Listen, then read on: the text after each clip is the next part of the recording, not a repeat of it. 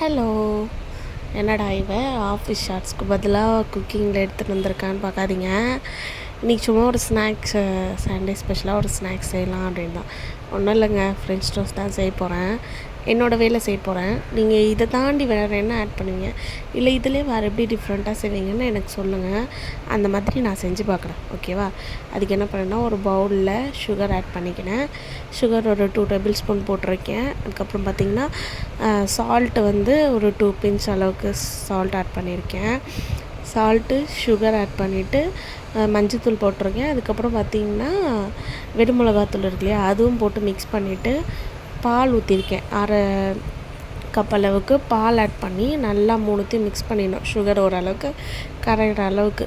அதுக்கப்புறம் 4 எக் எடுத்திருக்கேன். 4 எக்கையும் உடச்சி ஊற்றி நல்லா பீட் பண்ணிக்கணும். பீட் பண்ணும்போது ஒரு நுரை வரணும் இல்லையா, அந்த அளவுக்கு நல்லா பீட் பண்ணி எடுத்துக்கணும். அப்போ தான் கொஞ்சம் நல்லாயிருக்கும், ஓகேவா? அதுக்கப்புறம் ஸ்டவ் ஆன் பண்ணி தோசை தவா வச்சுட்டு,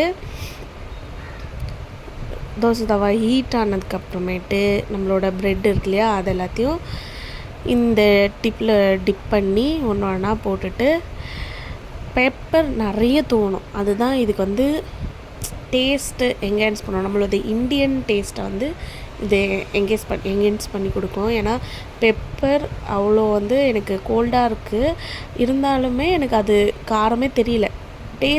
அந்த டேஸ்ட்டு தான் அதில் தெரியுது.